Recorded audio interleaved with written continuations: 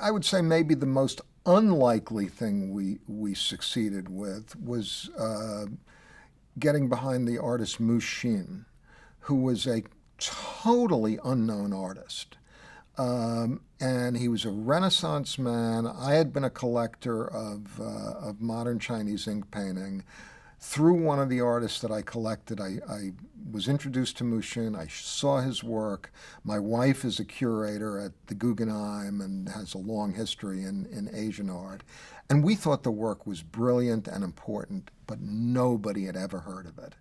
And to take an artist from utter obscurity with the goal of having a museum exhibition, a major scholarly catalog, that's crazy, but we did make it happen. The first thing I did was I bought basically all of the work that he was able to get out of China.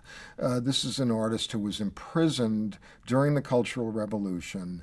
He did these works while in prison. He literally risked his life to be doing this, but he thought he was saving his life by doing it. So that was very, very moving.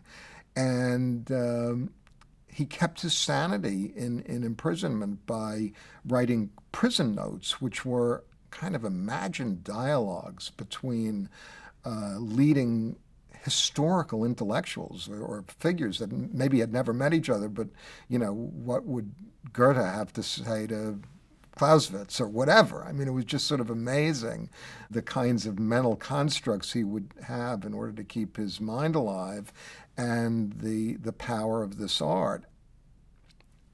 So I just thought he was an extraordinary person, and this was an extraordinary body of work.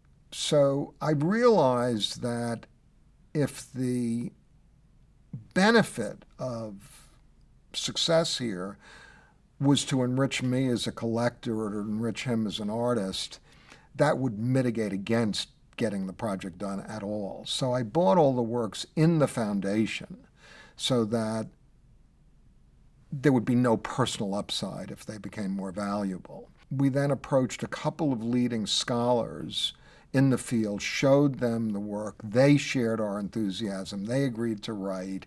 Then we got a number of museums to fall into line, and of course Alexandra's prestige and connections in the museum world helped enormously. I think art is a great window into cultures other than your own. In my case, it was Chinese art.